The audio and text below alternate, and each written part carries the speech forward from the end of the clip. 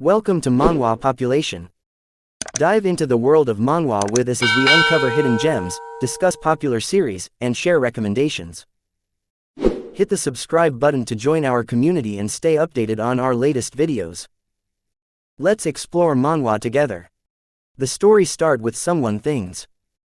The story usually goes like this: a long time ago, peaceful day, the demon king invaded and the unknown hero appear. During the final battle of the demon king and the hero sacrifice himself, defeat the demon king, and save the world.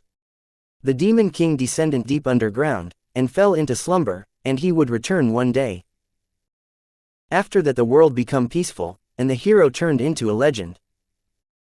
I don't know who the author is, but this over-sophisticated story of the demon king and the hero will keep repeating itself forever. And after a very long time in the present day, the narrative shifts to a room with a massive door, which swings open to reveal a figure of immense stature seated upon a throne. This figure, addressed with reverence as, "Your Majesty," is adorned in imposing armor, exuding an aura of authority and power. Suddenly, a voice rings out in distress, declaring that something terrible has occurred.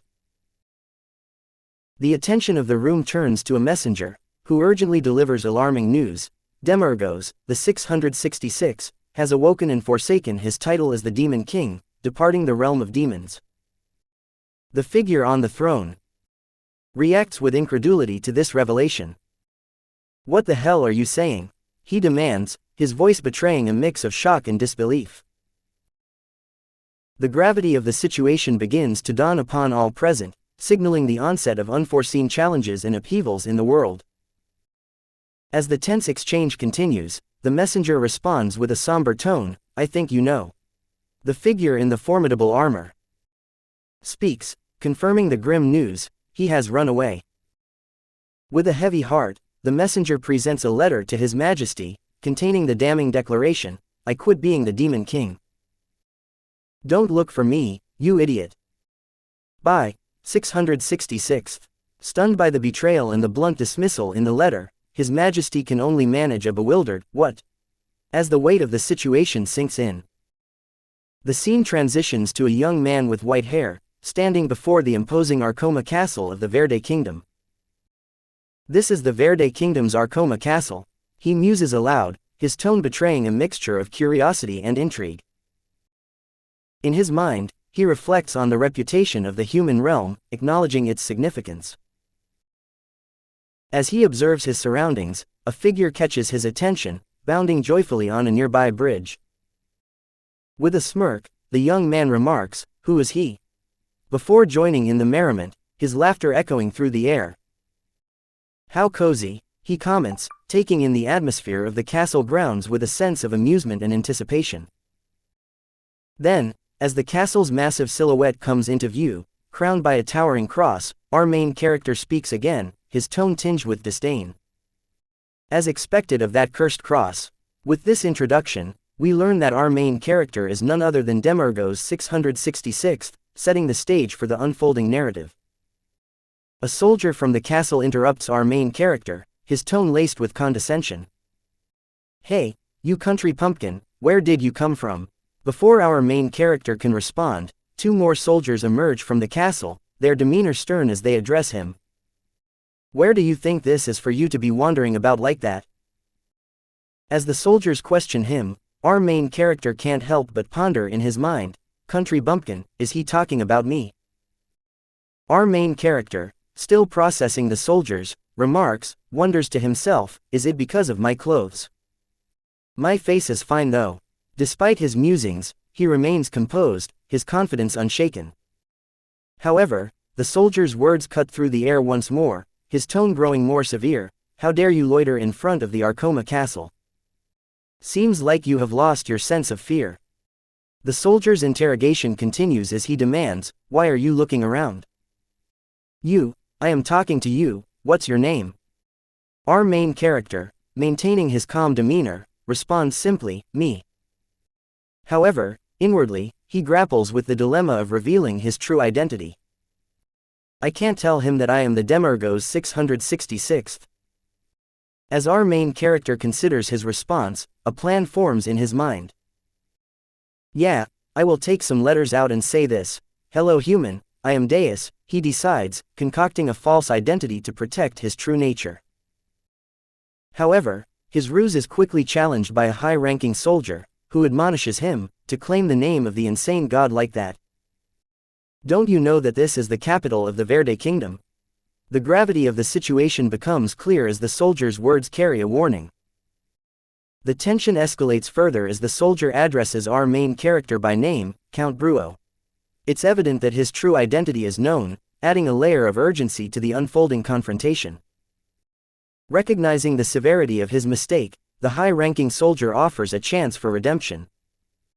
If you said that without knowing, I will forgive you this once, so get lost immediately.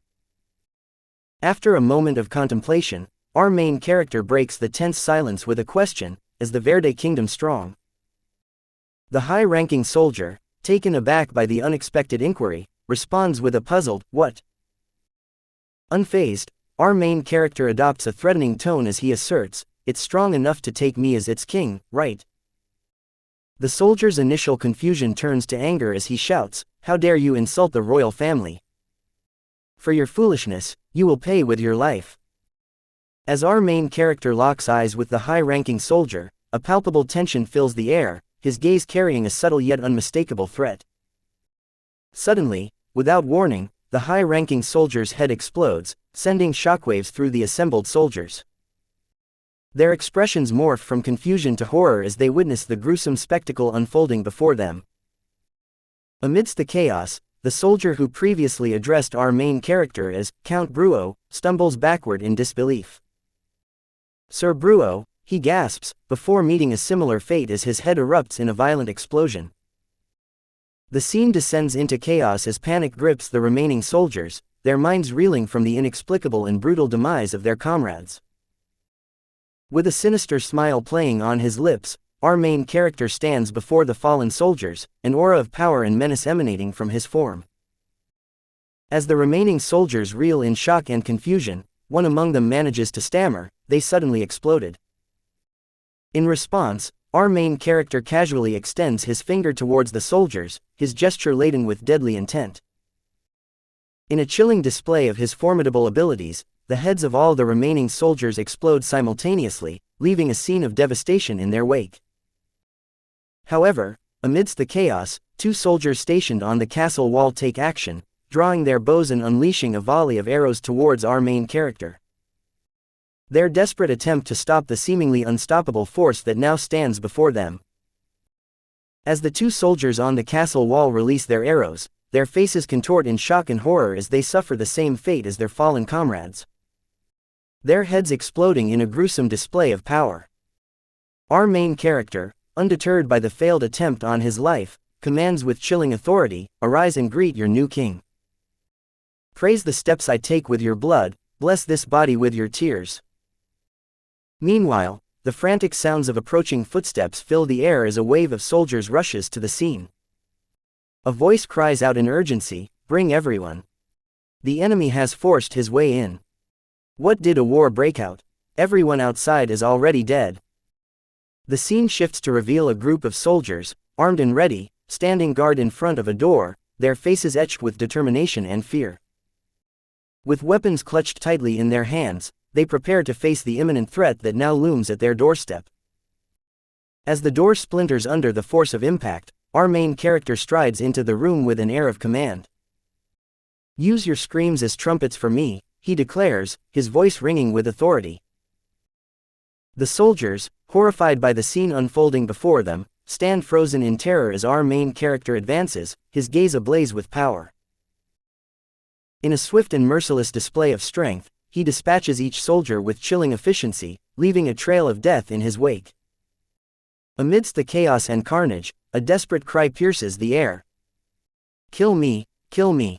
The plea for mercy falls upon deaf ears as our main character, a smile playing on his lips, surveys the devastation he has wrought. In this moment of triumph, his expression betrays a chilling indifference to the suffering he has inflicted. The soldier kneels on the ground, his voice trembling with fervent prayer. Almighty and creator of this world, the virtuous, our Father, God, he intones, his words infused with reverence and desperation.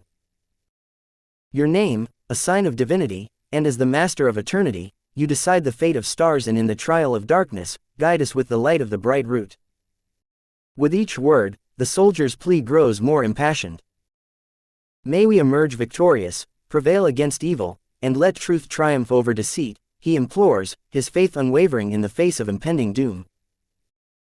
Please destroy the devil before me and grant me the power to defeat it, he concludes, his prayer a plea for divine intervention in the midst of overwhelming darkness and despair. As the soldier kneels in fervent prayer, an ethereal aura envelops him, casting a radiant glow in the dimly lit chamber. Our main character observes the scene with keen interest, recognizing the significance of the soldier's aura. Is that a light aura? He muses aloud, his voice tinged with intrigue. The person I have heard about, a devout believer. Unfazed by the soldier's display of faith, our main character calmly assesses the situation. I don't know who you are, but you use black magic. It's unbelievable how you broke through our Coma Castle's defenses yourself, the soldier asserts, his tone a mix of awe and defiance. However, you won't be able to get past me. Someone who has received God's blessing. I may not be pure blood, but I will still defeat you. With determination in his eyes, the soldier launches into an attack, swinging his sword with precision and strength. But our main character effortlessly catches the blade in his hand, his expression unchanged. What was that? Nothing, he taunts, before asserting his dominance. It is my turn now. With a threatening tone, our main character calls upon a higher power, invoking a prayer for divine intervention. Our Father who art in heaven, dear God, please kill this person so no idiot, he commands, his words a chilling blend of authority and disdain. I pray too, so shall we find out who is favored by God. He will listen. In a swift and decisive move, our main character ends the confrontation, dispatching the soldier with ruthless efficiency. Our main character's voice cuts through the lingering silence with chilling finality. Don't bring up God in front of me ever again, he warns, his tone commanding obedience. But the soldier, undeterred by the threat, defiantly responds, no.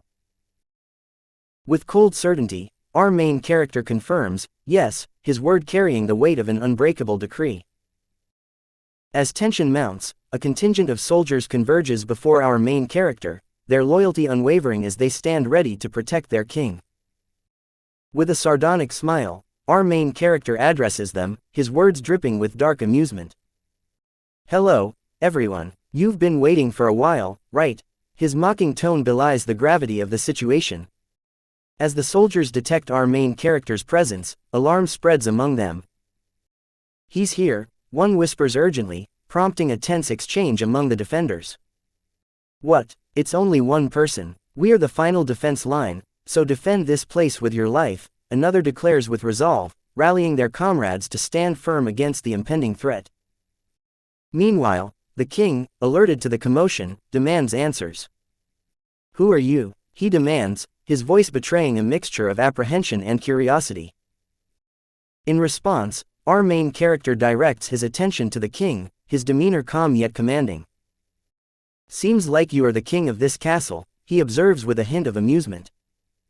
Shall we have a conversation, king? His words hang in the air, laden with unspoken implications as he awaits the king's response. The soldier's rebuke is met with swift and deadly retaliation from our main character. With a flick of his finger, two soldiers fall lifeless, their bodies crumpling to the ground in silence. How dare you address His Majesty inappropriately?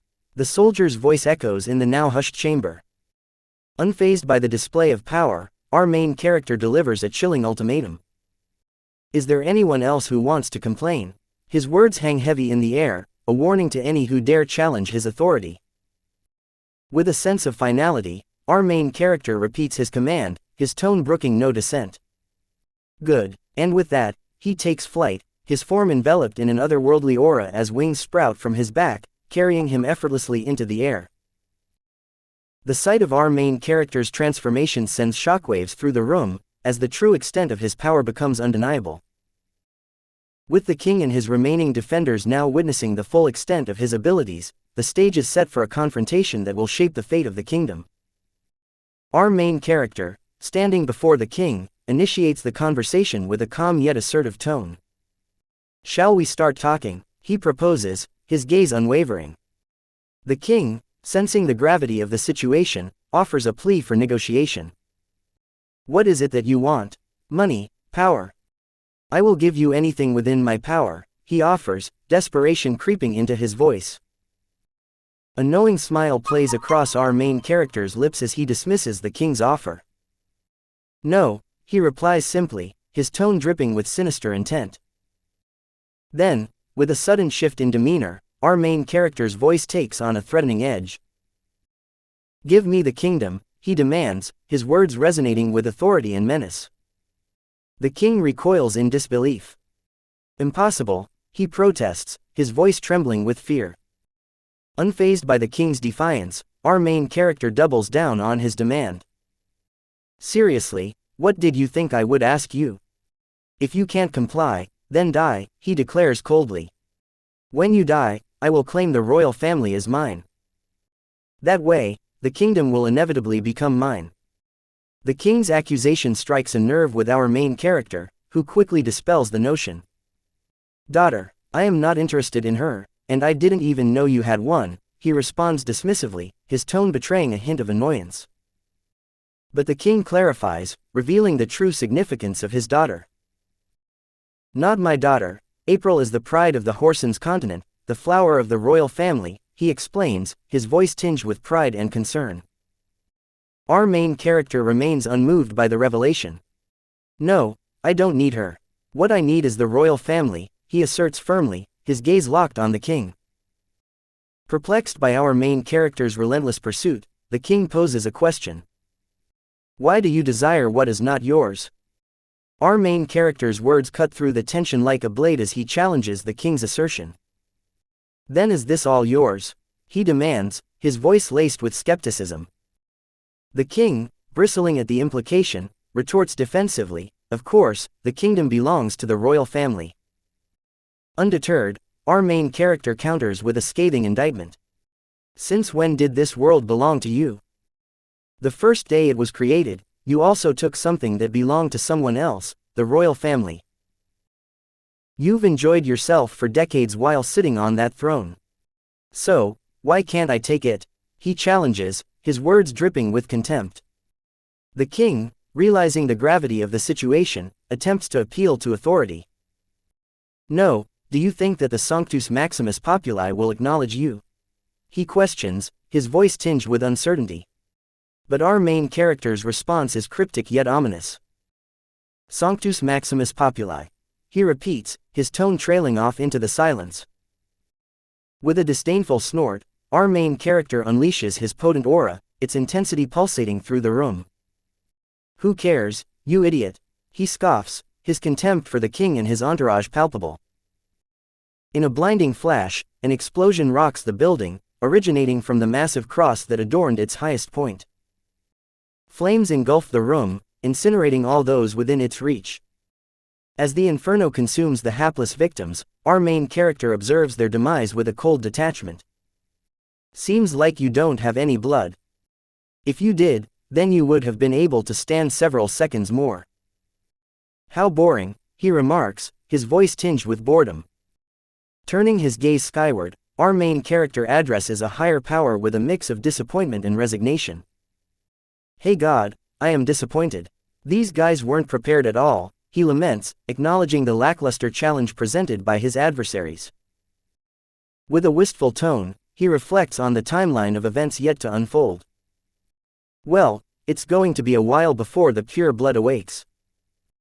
There's still 20 years left until that day that I descend as usually." Amidst the chaos and destruction, a lone girl emerges, her tears mingling with the ashes of the fallen. Who are you?" she stammers, her voice trembling with fear and uncertainty. Our main character regards her with a mixture of curiosity and detachment. "Who?" he echoes, his expression inscrutable. As the scene unfolds, a haunting reminder of the cyclical nature of history is revealed. The lost demons of the past return, their descent into the demon realm marking the beginning of a new era of turmoil and strife. The broken soul of the Demon King is resurrected, cursed and bound within a new vessel, reigniting the flames of war that had long smoldered. Over centuries, the cycle repeats itself with relentless precision. Heroes rise and fall, their battles shaping the destiny of the land. Each victory and defeat is but a prelude to the next chapter in an endless saga of conflict and redemption. For millennia, the cycle continues unabated, until finally, after 66,580 years, the stage is set for the ultimate confrontation. The 666th Demon King emerges, his name etched in the annals of history, Demergos the 666th. As the narrative unfolds, the weight of history hangs heavy in the air, as the fate of nations and the destiny of heroes converge in a final, cataclysmic showdown. As our main character opens his eyes, the story revisits the chilling moment when the bringer of despair, long prophesied to wreak havoc upon humanity, awakens from his slumber. The echoes of the past resurface as the main character's previous letter, left in the depths of the demon realm, serves as a haunting reminder of his dark legacy. Returning to the present, the girl confronts our main character with accusations of malevolence. "What did you do to my father, the king, you evil mage?" she demands, her voice trembling with anger and grief. Our main character, taken aback by the girl's fervor, can't help but wonder about her motives. What the hell is up with her? He ponders silently, grappling with the sudden shift in tone and demeanor. As the memories flood back, our main character recalls the moment the king revealed the identity of his daughter, Princess April. With a sense of purpose, he addresses the tearful princess. "So, you are Princess April. The king is dead, so it's time to take his daughter and ascend to the throne," he declares, his tone resolute. The princess, overcome with emotion, pleads for clarification. "What did you say?" she implores, her voice trembling with uncertainty. In response, our main character snaps his fingers, and a golden aura surrounds him as he kneels before her. "This lowly body of mine belongs to you. Please, take me away, my master," he offers, his gesture a solemn pledge of allegiance. With a graceful landing, our main character stands before the princess, lifting her chin to meet his gaze. "Good, from now on, you are my first human," he proclaims, his words carrying a weight of significance. Grateful for his acceptance, the princess utters a heartfelt expression of gratitude. "Thank you, master." Our main character's demeanor shifts abruptly as he addresses an unseen presence with a chilling command. "Stop speaking and come out before I gouge out your eyes," he demands, his voice laced with menace. In response, a small portal materializes, revealing a figure adorned with a hat. "As expected of you, my lord." "So, you noticed," the newcomer acknowledges with a respectful tone. Identified as Alex, the loyal subject emerges from the portal, his presence a testament to unwavering devotion. "Greetings to you, my lord," he declares, bowing in deference. Our main character, visibly perturbed by Alex's sudden appearance, questions his constant surveillance. "You have been following me all this time?" he inquires, a note of irritation creeping into his voice. Alex offers a reassurance tinged with loyalty. "Wherever you go, I am always with you, my lord," he affirms. Our main character scoffs at Alex's assertion. "Bullcrap, you served my father, not me," he retorts, his skepticism evident. But Alex is quick to clarify, citing the lineage that binds them. "Your body was passed down by your ancestors themselves. Right now, you alone are my lord," he explains, his tone unwavering in its conviction. Despite Alex's assurances, our main character remains firm in his resolve. "Whatever, just get lost because I am not going back to the demonic realm anymore," he declares, his tone final. To his surprise, Alex acquiesces without hesitation. "Okay, my lord," he responds calmly. The unexpected compliance leaves our main character momentarily stunned, but Alex reassures him with a final pledge of loyalty. "I will only follow your orders, my lord. Don't worry about me, and continue with what you were doing," he assures. Our main character is taken aback by Alex's candid revelation. What was I doing? He questions, his confusion evident. Alex, undeterred by our main character's skepticism, speaks of his unwavering dedication over the years. When you were trying to plant that woman with your mighty seed, I, Alex, who has never left your side for 80 years of the demonic soul period. Would you listen to me about my sacrifice for you? He implores, his voice tinged with emotion. I breastfed you, changing my own body, he continues, recounting the depths of his devotion during our main character's infancy. But our main character remains incredulous, dismissing Alex's gestures as mere manipulation. That was your nasty doing, he retorts, his tone defensive. Undeterred, Alex adopts a more affectionate tone, reminiscing about their shared history. I remember you beating the shit out of me, our main character interjects, his memories colored by bitterness. Yet, Alex persists in his assertion of genuine affection. I am the only demon who gave you affection till the end, until you entered the egg of awakening, he insists, his voice softening with sincerity. Infuriated by the memories, our main character lashes out in frustration. You fucking me in there, you bastard, he exclaims, his anger boiling over. But Alex's tone shifts once more, his affection for our main character evident in his nostalgic reflection. It feels like only yesterday you were cuddling around with your little hands and feet. I can't believe you are all grown up now and have opened your eyes to women. I am so emotional, you wouldn't know. With firm resolve, our main character shuts down Alex's sentimental ramblings. Shut it, enough with your nonsense, he commands, his tone final. Let me be clear, I am not doing the demon thing anymore. As of today, I have been reborn as a normal human being. Alex, ever obedient, acquiesces. Sure, my lord, do as you please, he responds calmly. But our main character is not satisfied. What is it? He presses, his tone insistent. Caught off guard by the sudden aggression, Alex stumbles over his words. What do you mean? He stammers. Our main character, growing increasingly agitated, launches an attack. What are you? Is something coming? Tell me, why are you just letting me be? Speak up quickly, he demands, his voice tinged with desperation. Alex, realizing the gravity of the situation, apologizes profusely. I am sorry, my lord. I will tell you, he promises. Is there a special reason you chose to attack this country? As our main character contemplates the reason for his actions, he unwittingly responds, reason. Alex seizes upon the opportunity to offer possible motivations. Yes, like if His Highness invades your territory, or converts the reach of the demonic realm, or at the very least, because you won't be happy with something like that, he suggests. His voice laced with concern. Reflecting on Alex's words, our main character takes a moment to ponder before admitting, no, I did not really have one.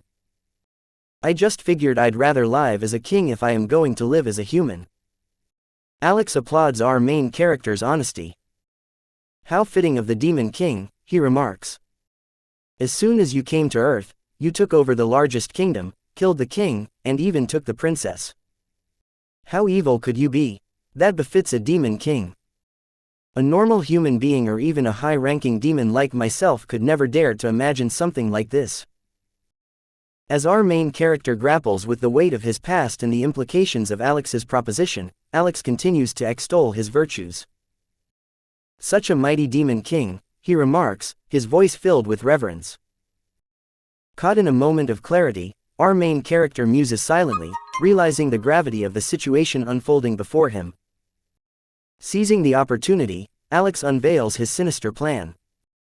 Since a great lord like yourself can no longer be a Demon King, I shall take your son down to the demon realm and raise him as the Demon King. And on that day, 20 years later, your son shall be Demergos the 666th, and I will make him descend to this world, he declares with ominous laughter.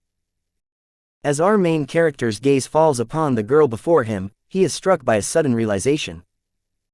With a sense of relief, he laughs wholeheartedly, breaking the tension of the moment. Phew, I almost got screwed right here.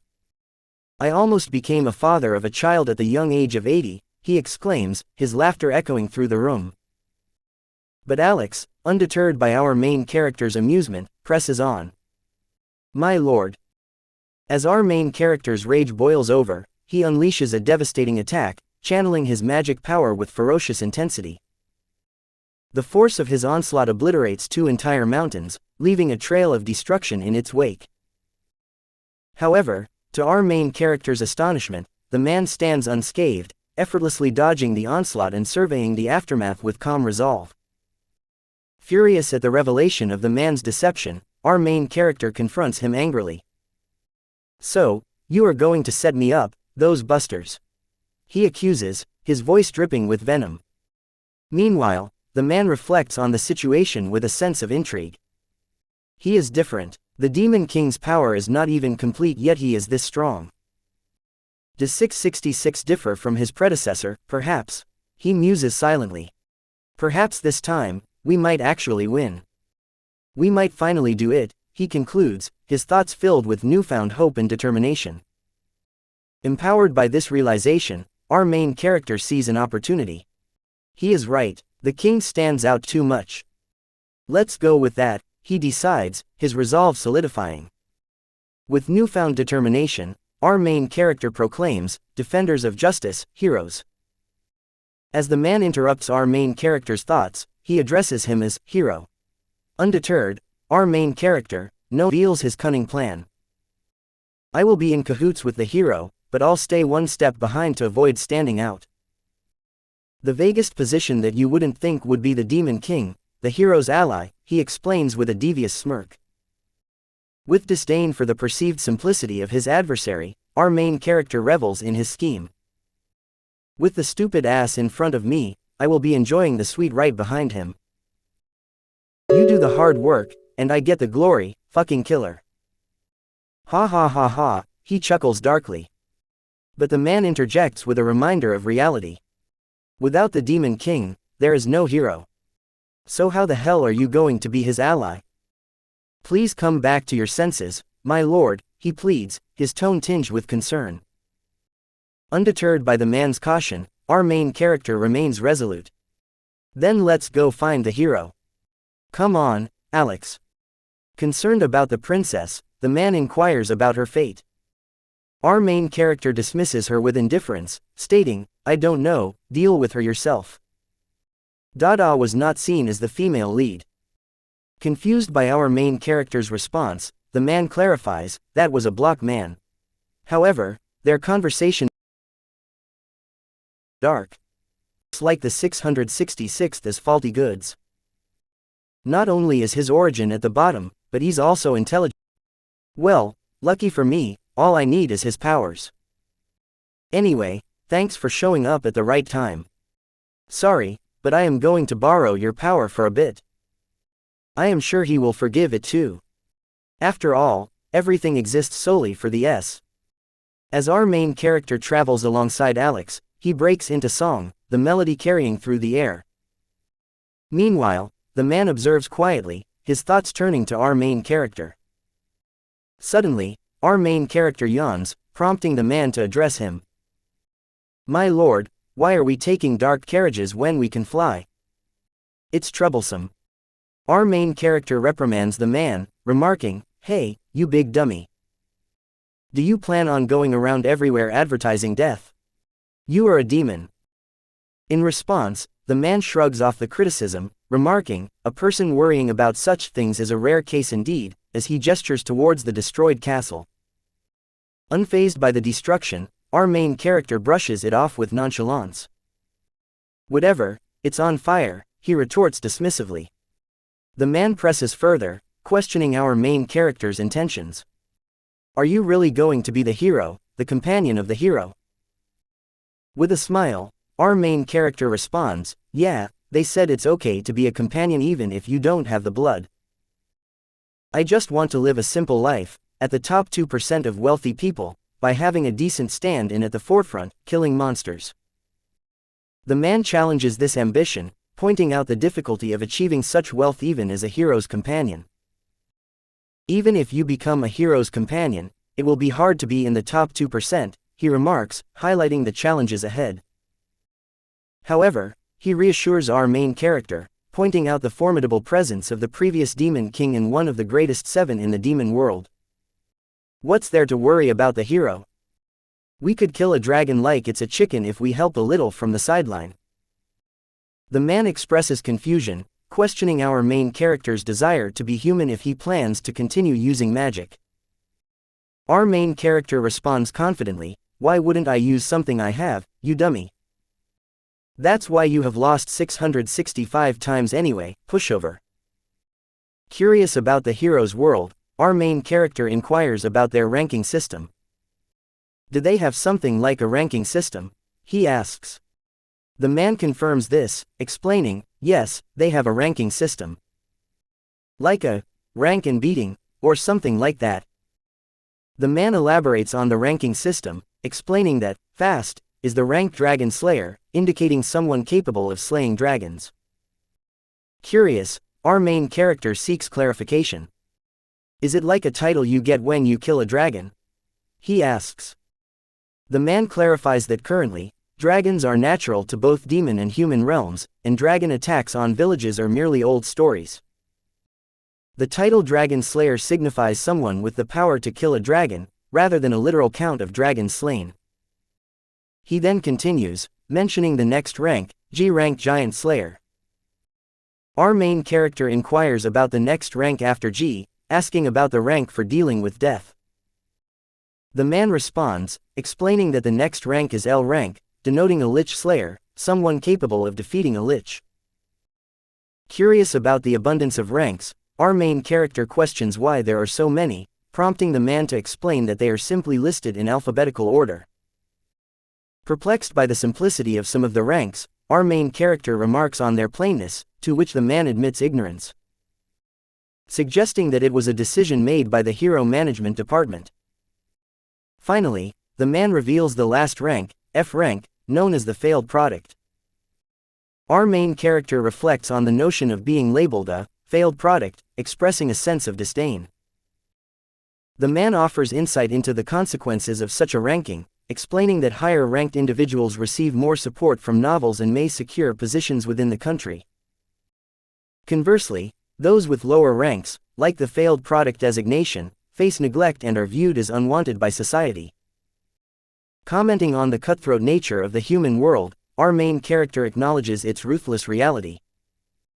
The human world is pretty cutthroat, he remarks, recognizing the harshness of societal judgments. However, the man redirects the conversation, emphasizing the importance of bloodline. However, there is something more important than the hero ranking.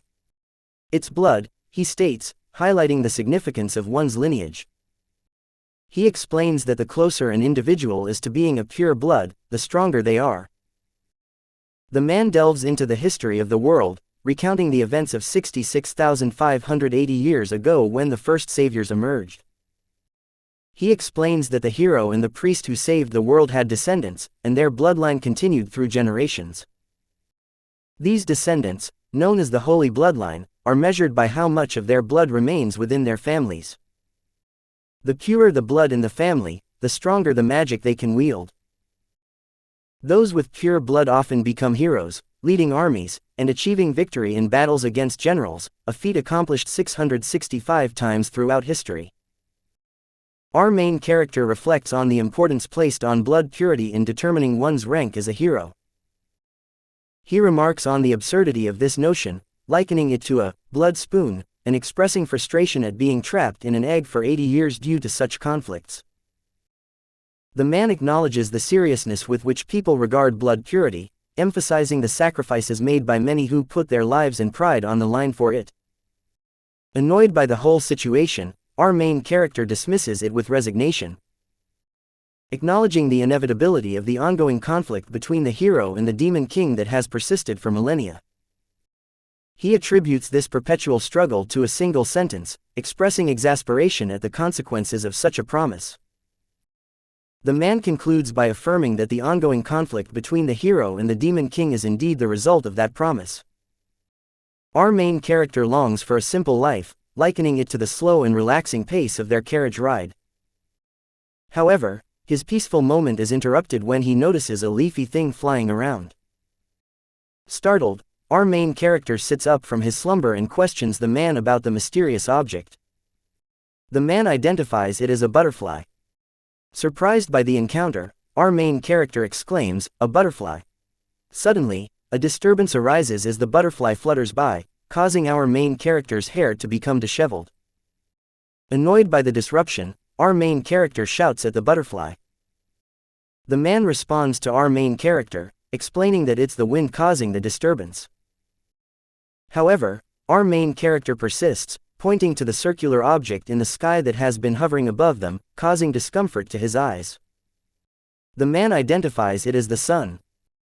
Amused by the beauty of the scene, our main character remarks on the sensation it evokes in his heart, likening it to the sense of spring. He then turns to the man, addressing him by name. "That's the sense of spring, Alex. You have lived a long life, right?" The man confirms to our main character that he was indeed born after the First War. He recalls scenes of Seven being born in the demon world. Reflecting on his own experiences, our main character remarks to the man about the surface, noting that he must have visited it once every 100 years since the First War. He muses on the allure of the surface world. Observing our main character, the man listens as he continues. Our main character reflects on his fortunate escape from his predetermined fate as the Demon King. He expresses gratitude for avoiding a fate of imprisonment and eventual death, never having the chance to experience the surface world or meet the person he was supposed to confront. He concludes by suggesting that being the Demon King was a transient role that has since disappeared. "Do you agree?" he asks. Our main character, determined to rest during the journey, instructs the man to wake him upon arrival, emphasizing the consequences of returning to the demon world. Sometime later, the man awakens our main character, informing him they have reached their destination. Observing the city before them, our main character identifies it as Zorix, describing it as a countryside village. He expresses satisfaction with the location but shifts his focus to the matter at hand, the hero. The man provides information about the families in the area, mentioning 2 families, one close to being a Z rank and another fallen family. He notes the significance of the family's ranks in deterring demon army involvement in the area. Surprised by the strength of the D rank, our main character clenches his teeth in frustration, labeling them as cowards. As 3 people converse, they discuss the recent attack on Trier Castle by a dragon. One of the men confirms hearing about the incident, noting the extensive damage caused by the dragon's assault. The group reflects on the rarity of dragon attacks, as they believed dragons had gone extinct long ago. They express concern about the possibility of dragons making a comeback, citing old stories that warn of the chaos they could bring. Interrupting their conversation, our main character interjects, expressing surprise at the dragon's involvement, as he believed they were neutral beings. The man agrees, mentioning that the last time he was on the surface was 80 years ago, suggesting that something significant must have occurred during that time. As the townspeople discuss their next course of action, one suggests hurrying to notify the Sanctus Maximus Populi and requesting the dispatch of a D rank hero. Meanwhile, the scene shifts to a grand building, and Alex informs our main character that it's the best hotel in the area. Our main character, acknowledging their limited options, agrees to stay there. However, he also requests Alex to stop addressing him as "your lord" and instead use "master," reflecting on his changed status. Our main character questions how long Alex intends to continue referring to him as "lord." Alex simply responds with an affirmative.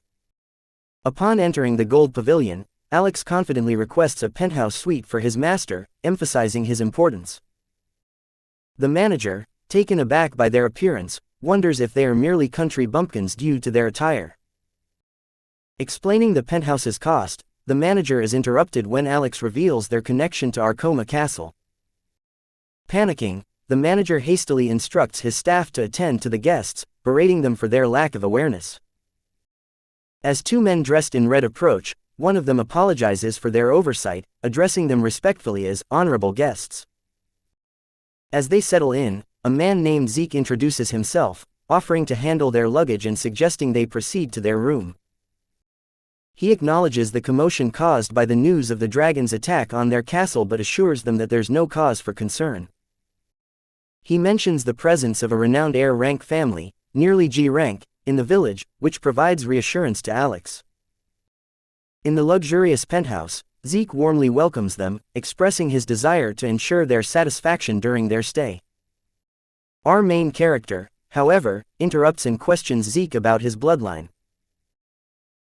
Taken aback, Zeke confirms that he is indeed from the Fall family, characterized by low-purity descendants for generations. He admits to being an F rank, a failed product, in terms of blood purity. As they converse, a sudden explosion atop the building interrupts their discussion, casting a shadow of uncertainty over their surroundings. Amidst the chaos sparked by the dragon's sudden appearance, fear grips the hearts of the people as they scatter in panic. In the midst of this turmoil, the staff urgently implore our main character to seek refuge. With a calm demeanor, our main character turns to Alex, questioning the reliability of the information provided regarding the neutrality of dragons. Despite the uncertainty, our main character assures Zeke, expressing their determination to stand by his side and support his aspirations of becoming a hero. Even amidst the chaos unfolding around them, our main character's voice carries with conviction as he continues, "I was seeking a hero, and now, it seems fate has brought you to me. Consider my proposal carefully. Accept, and I'll grant you wealth and fame beyond your wildest dreams. I'll rid you of the cursed, failed product title. This is a chance you won't encounter twice in your lifetime. Will you embrace your destiny or forever regret not seizing this opportunity?" As the F-rank hero listens to the gossip about him, his heart weighs heavy with the burden of his low rank. Thoughts of bloodlines and failure swirl in his mind, echoing the cruel words of those around him. Yet amidst the harsh judgment, his attention is drawn to the innocent cries of hungry. They look up to him, calling him, Oppa, with hopeful eyes. In that moment, a glimmer of opportunity emerges, a chance to rise above his circumstances and make a difference. The hero's earnest pledge to our main character, offered with humility and sincerity, is met with a chuckle and assurance.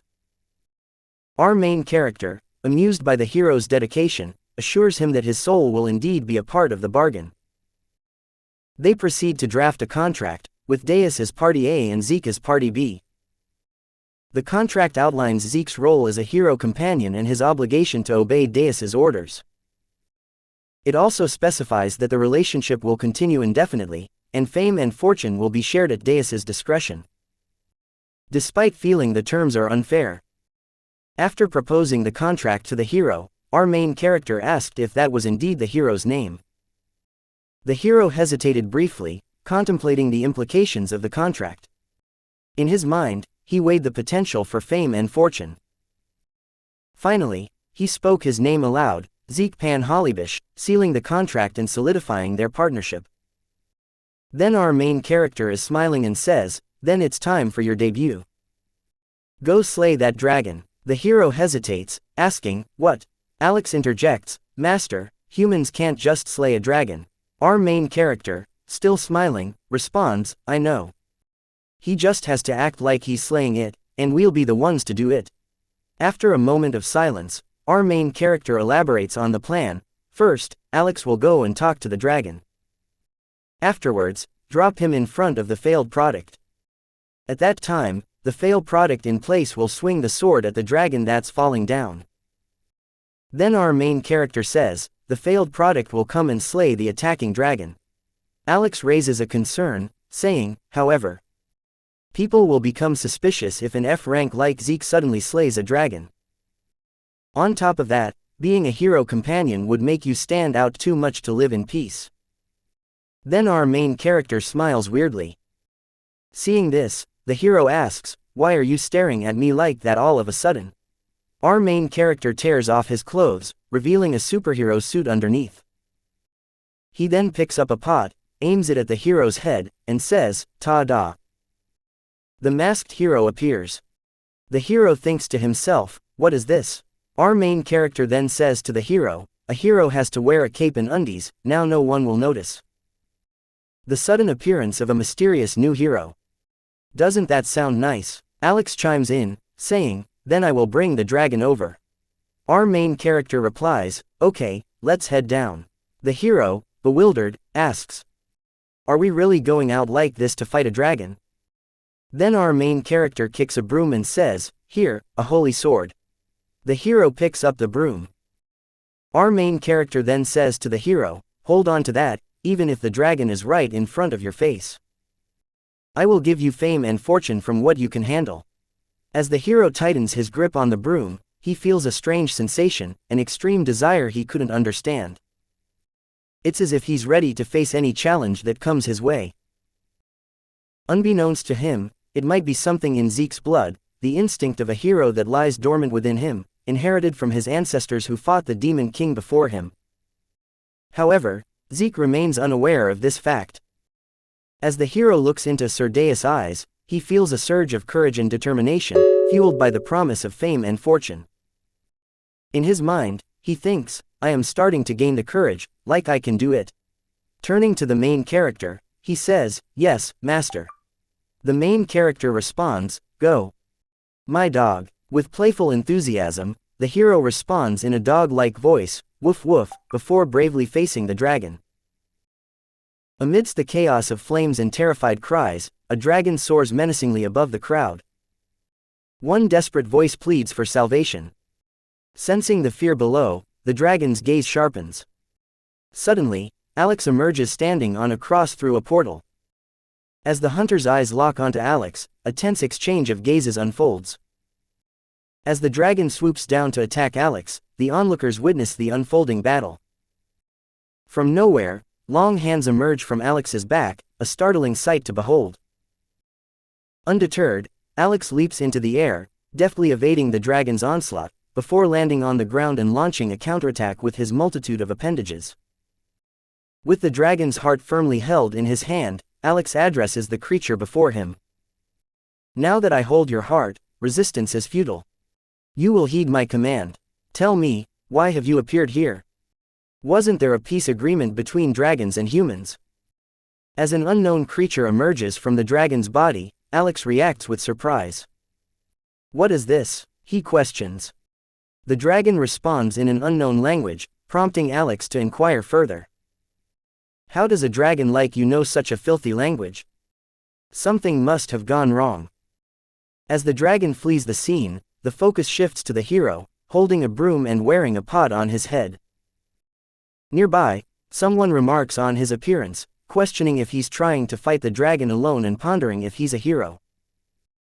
The person wonders if his outfit makes him look like a pervert, leading to internal thoughts of fear and embarrassment mixing within him. As our main character sits, he encourages the hero, referring to him as the masked hero and urging him to continue saving Zorix. When the hero addresses our main character as Sir Deus, the main character emphasizes the hero's role as a masked hero, declaring that a hero has arrived. This declaration surprises the earlier observer, leading to the hero awkwardly laughing as he holds his broom. The hero expresses gratitude to everyone, acknowledging the significance of the moment as a once-in-a-lifetime opportunity for fame and fortune. As the giant dragon approaches, Alex sweats profusely, realizing it will be difficult to control it. Feeling compelled to act, he summons more hands from his back, invoking the 100 demonic hand contracting prison technique. With determination, he confronts the dragon, declaring that this will be the final confrontation. As Alex plunges his attack into the dragon's heart, the creature within the dragon's body retaliates, launching an assault on Alex. After that, the dragon uttered something again in that unknown language. The unknown creature within the dragon intensified its attack on Alex. Alex, in response to the creature, muttered, "So that's what it was." Then, our main character addressed Alex, saying, "What are you doing? Hurry up and come down. The audience is waiting. Are you making a dragon by hand? Why is it taking so long for you to kill one?" Then our main character addressed the hero as, "Fail product." Upon hearing this, the hero responded affirmatively. Once more, our main character instructed the hero, "Get ready, it's coming. Make sure your timing is just right and swing." As the dragon opened its mouth and launched an attack on the hero, he exclaimed, "Sir Deus, I don't want to die." Our main character say, "Deus, I promise it my name on the line, no matter what happen I won't let you die." In that moment, damn hero, think in his mind that right I can do this in his shout moonlight glow first sector. Then who is the dragon and fighting each other and Alex say this is a bit troublesome then he look on the ground and say in his mind, 100 demonic hand 1000 glows whip. After separating from the unknown creature, Alex finds himself in a tough situation struggling to break free. Meanwhile, the main character observes the situation, cautioning Alex to slow down to avoid getting their hair caught. As the townspeople warn of the approaching dragon, urging everyone to seek safety in the basement, a little girl calls out to her mom.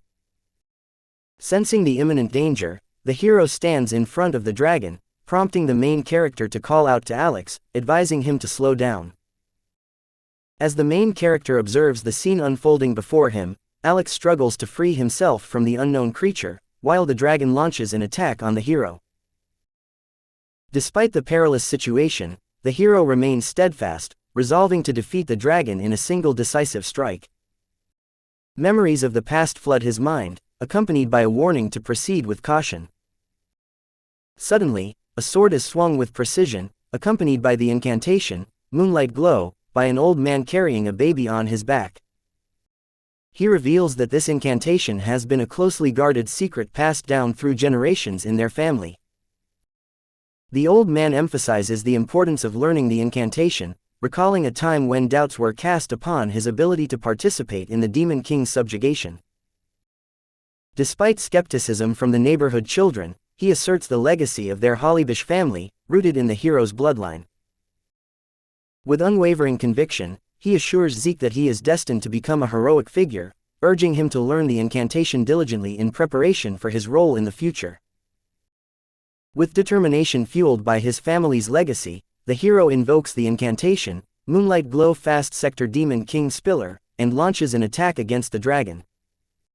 Amidst the chaos, the hero witnesses the dragon collapsing, its blue blood staining the ground.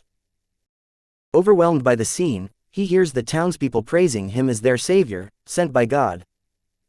Despite their admiration, the hero feels embarrassed. From a distance, our main character advises him to quickly regain composure and hide, reminding him of his role as the masked hero. After the main character's advice, the hero boy agrees, and they hastily depart from the scene. Meanwhile, Alex stands atop a building, clutching a cross, his face smeared with blood and his eyes glowing red. He gazes intently at the fallen dragon, who speaks in the mysterious language, hinting at a return despite being believed to be dead. The next day, the main character wakes up feeling refreshed, remarking on the quality of his sleep. Alex then brings a cup of tea to the main character and respectfully addresses him as Master, offering him the drink. The hero suddenly appears and informs the main character of some trouble, addressing him as Sir. In response, the main character repeats, Sir. Party A, to confirm the identity of the person being referred to. The hero boy smiles and says, the whole village is out and about looking for the masked hero, saying things like now they have to make him this village hero. Annoyed, our main character responds, What's with your attire? The boy explains, since the village is in ruins from yesterday's incident, I was helping out cleaning things up since the pay for manual labor is good.